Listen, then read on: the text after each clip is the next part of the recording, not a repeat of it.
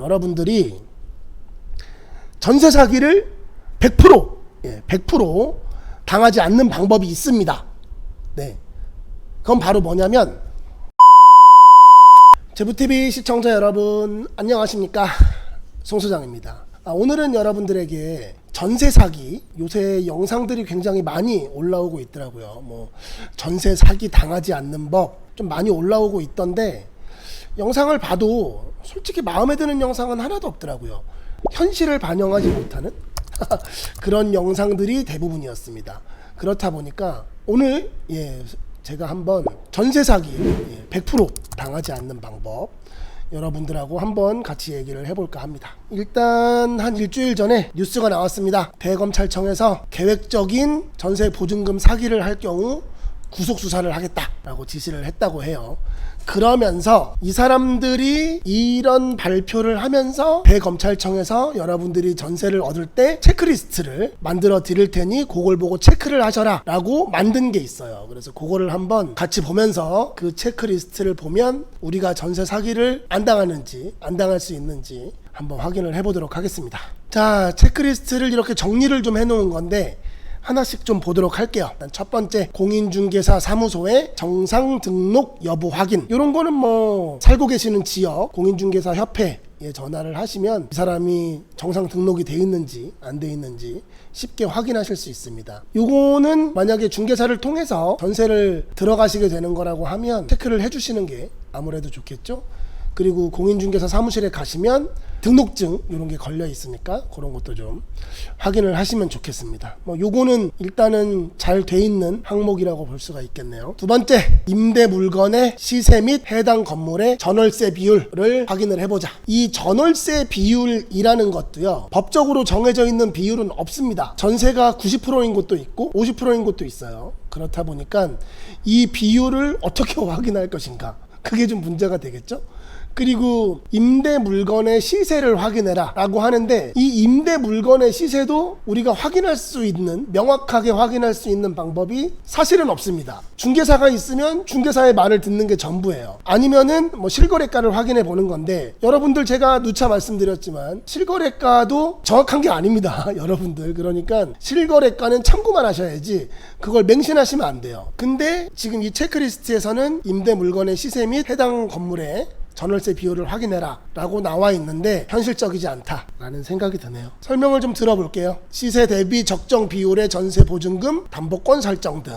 그렇죠. 애매하죠. 여러분들이 들으셔도 애매하죠. 제가 들어도 애매합니다. 일단 저는 이제 보통 시세의 한 60%, 좀 많으면 70% 정도를 담보가 없을 때 그 정도의 금액이 적당하다고 말씀을 드립니다. 하지만 그것도 딱 정해진 건 아니에요. 80%, 아까 말씀드렸다시피 80%, 90%가 되는 물건들도 있습니다. 왜냐하면 내가 꼭 여기 살아야 돼요. 근데 여기는 매물이 진짜 안 나와요. 게다가 나는 집을 살 수 없어서 전세를 꼭 들어가야 돼요. 그렇다 그러면은 80%가 되더라도 들어가야 되겠죠. 내가 꼭 필요한 집이니까. 그렇기 때문에 현실을 요것도 좀 반영하고 있지는 않은 것 같다 라는 생각이 듭니다. 국토교통부 실거래가 공개 시스템도 확인해라. 확인하시는 건 좋아요. 확인하시는 건 좋지만 요걸 너무 맹신하시면 안 된다라는 말씀을 드리고 싶습니다. 자, 전세 보증금 반환 보증 가능 대상인지 사전 조회해라. 이건 중요해요. 그러니까는 우리가 보증보험에 가입을 해야 되죠. 여기 지금 보험이라고 안 나와 있는데 요것도 좀 필요할 것 같아요. 그러니까는 전세 보증금 보증보험에, 전세 보증보험에 가입할 수 있는 전세주택인지 아닌지를 확인하시라는 겁니다. 요거는 필히 좀 확인을 하실 필요가 있지 않을까 싶어요. 네, 일단 이 체크리스트가 좀 슬슬 마음에 안 들기 시작합니다. 또 살펴볼게요. 임대 물건의 등기부 등본, 건축물 대장, 납세 증명서 등을 확인해라 라고 되어 있네요. 자, 보시면은 등기부 등본이 있고요, 건축물 대장이 있고요, 납세 증명서가 있고요, 전입세대 연락 내역서라는 게 있습니다. 이 위에 두 개는 집주인이 동의하지 않아도 우리가 확인할 수 있습니다. 등기부 등본이나 건축물 대장은 대법원, 인터넷 등기소나 아니면은 정부 24에서 간편하게 발급받아서 확인하실 수가 있어요. 하지만 납세 증명서 그리고 전입세대 연락 내역서는 관계자가 아니면 확인할 수 없습니다. 본인이 아니면 안 돼요. 특히 전입세대 연락 내역서 같은 경우는 계약 전에는 확인할 수 없습니다. 만약에 임대차 계약서를 작성하게 되면 그 계약서를 가지고 가서 내역을 확인할 수는 있는데 뭐 그럼 이미 늦죠. 계약을 해버리고 난 다음이니까. 그러니까 사실은 저게 계약 전에 확인을 해야 맞는 건데, 여러분들은 그 집에 전세를 들어가실 때 계약 전에 확인할 수 있는 방법은 집주인이 발급해 주는 것밖에 없습니다. 하지만 납세증명서와 전입세대 열납 내역서를 집주인이 발급을 잘 안 해주려고 하죠. 확인을 해라 라는 건 좋아요. 이 취지는 좋지만 국내에 뭐 제주도에 한정하겠습니다. 저는 제주도에서 이런 납세증명서를 확인해달라, 전입세대 열납 내역서를 보여주겠다 하는 집주인은 아직까지 한 번도 본 적이 없습니다. 이거 보여달라 그러면 집주인이 기분 나빠하는 것도 기분 나빠하는 거겠지만 세입자가 너무 까탈스럽다 라고 생각을 해서 안 받을 확률이 굉장히 많아요. 아우, 나는 뭐 세입자가 널렸는데 지금 뭐 제주도에는 전세 월세가 없죠. 예, 구하기가 정말 힘든데 세입자라고 들어오는 사람이 사장님 국세 납세증명서하고 지방세 납세증명서 그리고 전입세대 열람원을 보여주세요 라고 하면, 아, 네 알겠습니다, 당신한테는 세를 주지 않을 거예요 라고 얘기를 하겠죠. 요것도 사실은 우리가 볼 수 있으면 좋지만 집주인이 보여줄 확률은 극히 드물다. 아니면은 이 납세증명서와 전입세대 열람내역서를 사전에 우리가 볼 수 있게 해주면 좋겠는데 또 그거 안 되잖아요. 그쵸? 등기부등본이나 대장처럼 우리가 바로 어디서 이렇게 띄워볼 수 있게 하면 좋은데 그럴 수 없는 그런 문건들이다 보니까 이거는 사실상 달라고 하기가 쉽지 않다, 그렇게 말씀을 드릴 수 있을 것 같아요. 그리고 하나 더 말씀드리면 이 등기부 등본이라는 것도요, 여러분들이 너무 믿으시면 안 돼요. 물론은 대부분의 사람들은 아주 성실하게 등기부 등본에 등기를 합니다. 하지만 그렇지 않은 경우들도 있어요. 내가 진짜 소유자가 아님에도 소유자로 올라가 있는 경우들도 있습니다. 그러니까 등기부 등본을 보고 A씨가 집주인인 줄 알고 그분하고 계약을 했어요. 근데 알고 봤더니 진짜 집주인 B씨가 있는 겁니다. 그러면은 뭐 진짜 집주인하고 계약한 게 아니니까 계약이 무효가 되겠죠? 그걸 가지고 이제 등기부등본에 나와 있는 사람하고 계약을 했는데 국가 너네가 책임져야 되는 거 아니냐라고 물어보면 책임 안 져줍니다. 단 1%도 책임져 주지 않아요. 그렇기 때문에 등기부등본도 너무 믿으시면 안 된다, 참고만 하셔야 된다, 그렇게 말씀을 꼭 드리고 싶습니다. 자, 소유자 신분증 등 서류 진위 여부 확인, 이것도 요즘 좋아졌는데요. 예전에는 신분증도 사진만 바꿔서 위조가 가능했었습니다. 그리고 그 사진만 바꾼 신분증으로 우리가 통장도 발급받을 수 있었습니다. 지금은 이제 통장 발급받을 때마다 대부분의, 몇몇 은행은 뭐 안 하는 데도 있다고는 하는데 대부분의 은행에서는 이제 그 신분증이 진짜인지 아닌지를 확인합니다. 이제 그런 게 너무 사기가 많아서 그런데 예전에는 그런 것도 확인 안 하고 뭐 통장 많이 만들어줬어요. 그렇다 보니까 이 신분증이 본인이 맞느냐, 사진만 바꾼 위조가 아니느냐 라고 의심할 수도 있겠죠. 근데 확실하게 확인할 수 있는 방법은 있습니다. 임대인하고 세입자가 같이 경찰서에 가시면 돼요. 경찰서에 같이 가셔서 우리 본인 확인하러 왔습니다, 이 사람이 이 신분증에 본인이 맞는지 확인해 주세요 하면 확인해 줍니다. 그렇게 해서 확인을 할 수는 있는데 집주인한테 당신이 소유자가 맞는지 확인해야 되겠으니까 경찰서에 같이 좀 가주시죠 라고 얘기를 하면 집주인이 예 알겠습니다, 당연히 하셔야죠 하고 경찰서에 갈 수 있는 집주인은 100명 중에 1명도 안 될 겁니다. 당연히 이 양반이 장난하나, 집 하지마, 당신 말고도 우리 집 하겠다는 사람 많으니까 하지마 라고 얘기할 사람들이 대부분일 겁니다. 그렇기 때문에 이 항목도 현실적이지 않다, 그렇게 말씀을 드릴 수가 있을 것 같아요. 또 읽어볼게요. 대리인이 위임장을 가지고 계약하러 올 경우에 소유자의 인감증명 첨부 여부, 그리고 소유자와 영상통화에서 소유자 신분증이 얼굴을 대조한다 라고 되어 있죠. 일단은요, 이 지금 항목도 좀 말이 안 되는 게 뭐냐면, 위임장을 가지고 올 때 본인 발급받은 인감증명서를 가지고 올 수는 있습니다. 하지만 인감증명서에 얼굴이 있지 않죠. 얼굴이 있지 않아요. 대리 위임장에도 얼굴이 있지 않습니다. 사진이 있지 않아요. 그렇기 때문에 아무나 당신이 집주인 노릇 좀 하세요 하고 영상통화 시켜주면 끝입니다. 이거 그렇잖아요. 우리 등기부등본에 사진이 있습니까? 위임장에 사진이 있나요? 인감증명서에도 사진이 없죠. 그렇기 때문에 이거 백날 해봤자 속이려고 마음먹은 사람은 아무 상관없다, 아무 쓸모가 없는 그런 항목이다, 그렇게 말씀을 드릴 수가 있을 것 같아요. 요것도 현실적이지 않다. 지금 요 첫 번째 공인중개사의 정상 등록 여부 확인 빼고 나머지 지금 항목들은 제가 보기에는 다 현실적이지 않습니다. 진짜 사기를 치려고 마음먹은 사람들한테는 이 세 가지, 네 가지의 체크리스트는 전혀 쓸모가 없는 그런 체크리스트다 라고 말씀을 드릴 수가 있을 것 같습니다. 참 이것도 누가 만들었는지 일단 만들긴 만들어야 되니까 만들었겠죠. 그리고 사실 이게 베스트기도 해요. 베스트기도 하지만 이거 다 확인한다고 해서 여러분이 사기당할 확률이 0%가 되느냐? 아닙니다. 그건 아닙니다. 하지만 이 정도까지 해서 한다고 하면 확률을 조금 줄이실 수 있겠죠. 하지만 0%가 되는 건 아니다. 제가 이따가 0% 되는 법 말씀드릴 겁니다. 어쨌든 요것도 대검찰청에서 지금 요거 체크하라고 만들어준 체크리스트니까 좀 확인해 보시는 것도 나쁘진 않을까 싶긴 한데, 대검찰청도 요 정도밖에 말해줄 수 없는 겁니다. 실제 우리나라 실정법 자체가 이거 이상은 말해줄 수가 없어요. 그만큼 허점이 많다, 허술하다, 그렇게 말씀을 드릴 수가 있어요. 이게 왜 그러냐면, 여러분이 당근마켓 같은 거로 중고거래를 하시잖아요.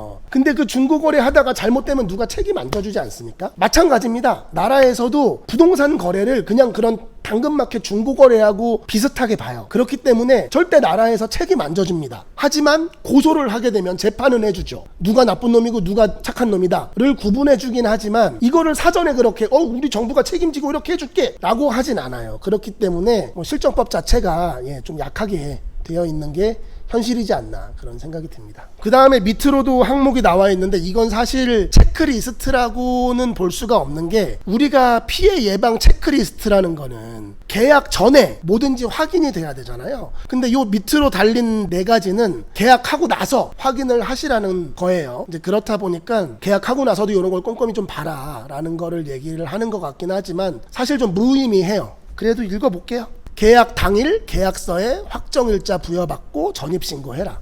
세상에 이거 모르는 사람 있습니까? 요새 요거 다 해도 사기 당하잖아요. 그쵸? 그러니까는 그렇게 크게 의미가 없는 체크리스트다 라고 얘기할 수 있을 것 같고, 두 번째, 주택 전월세 신고해라. 계약일로부터 30일 이내 임대차 계약 당사자가 해라. 주택 전월세 신고를 하면 전세 사기가 예방이 됩니까, 여러분? 진짜 이게 너무 웃음밖에 안 나오는데 주택 전월세 신고하면 예방이 돼요? 이게 참 궁금해요. 이 무조건 지금 나라에서 신고해라 하는 거는 하나예요. 당신들의 어떤 경제적인 내역, 이런 것들을 나라에서 들여다보겠다라는 의미밖에 없거든요. 뭐 사실 겉으로는 그렇게 얘기하지 않습니다. 어떤 투명한 거래 질서를 확립하기 위해서 이런 실거래가 이런 것들을 투명하게 하나 다 공개를 해야 여러분들도 투명하게 이런 가격이나 이런 걸 아실 수 있다. 그렇기 때문에 우리가 전월세나 거래 매매도 신고를 하고 그렇게 해야 된다라고는 말하겠죠. 정부에서는 그렇게 얘기할 겁니다. 하지만 사실은 그런 것보다는 우리가 세금을 잘 걷기 위해서는 그 사람이 어느 정도 가지고 있고 어느 정도의 수익을 얻는지를 정확히 알아야 세금을 똑바로 거둘 수 있겠죠. 그런 의미로 사실은 이제 이런 주택 전월세 신고를 하라는 건데, 이게 말하고도 창피하지 않았을까 싶긴 하지만 어쨌든 하랍니다. 네, 하면은 피해 예방이 된다고 하네요. 자, 세 번째입니다. 임대 보증금 보증 가입을 해라. 근데 사실은 이것도 보증보험이 가입한지에 관한 여부를 계약 전에 먼저 확인을 해보시는 겁니다. 근데 사실 이런 경우가 있어요. 전세를 들어갈 집이에요. 전세를 들어갈 집인데 그 전세 들어갈 집이 근저당이 설정이 되어 있는 거예요.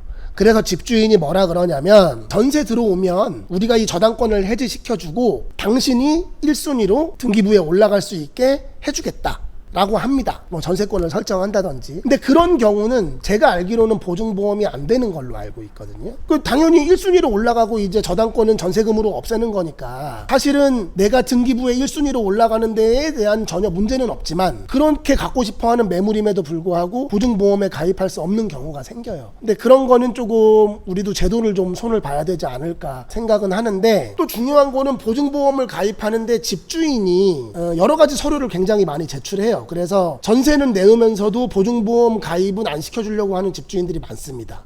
그렇다 보면은 사실 전세 매물이 좀 많이 줄어들지 않나, 그런 생각도 하는데, 요것도 내용은 좋지만 좀 제도도 좀 보완하고, 그리고 집주인들의 어떤 가입도 많이 이렇게 하실 수 있는 그런 좀 방안을 연구를 해야 되는데, 아직은 좀 그런 게 없지 않나. 그래서 이것도 그렇게 꼭 필요는 하지만 현실적이지 않다, 그렇게 말씀을 드리고 싶네요. 마지막은 임대차 분쟁 발생할 경우에 어떻게 하느냐. 주택임대차 3법 관련 상담이 가능하다. 그리고 주택임대차 분쟁조정위원회에서 임대차 분쟁 신속 해결해준다. 대한법률구조공단에 상담할 수 있다. 이 대한법률구조공단에 상담을 받으실 수는 있는데 저도 한번 상담을 받아봤거든요. 근데 상당히 어렵더라고요. 일단은 신청을 하고 시일이 좀 지나면 상담을 받을 수는 있는데 좀 저희가 이렇게 알기 쉽게 얘기를 좀 해주시면 좋은데 법률 용어 자체가 좀 어렵잖아요.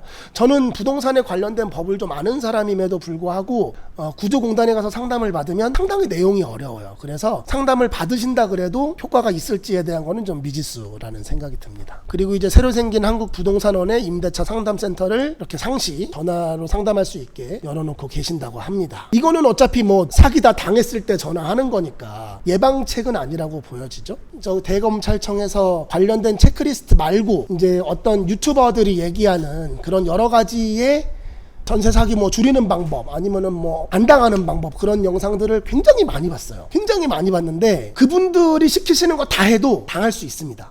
당할 수 있어요. 그분들이 시키는 걸 하면 조금 확률을 줄일 수는 있겠죠. 하지만 마음 먹고 전세 사기를 치는 사람에게 피해를 안 당할 확률이 적어지진 않습니다. 그러니까 우리나라 법 자체가 사실은 그렇게 돼 있어요. 예, 그렇기 때문에 지금부터 이제 제가 설명을 드릴게요. 여러분들이 전세 사기를 100% 당하지 않는 방법이 있습니다. 그건 바로 뭐냐면 전세를 안 사시는 거예요.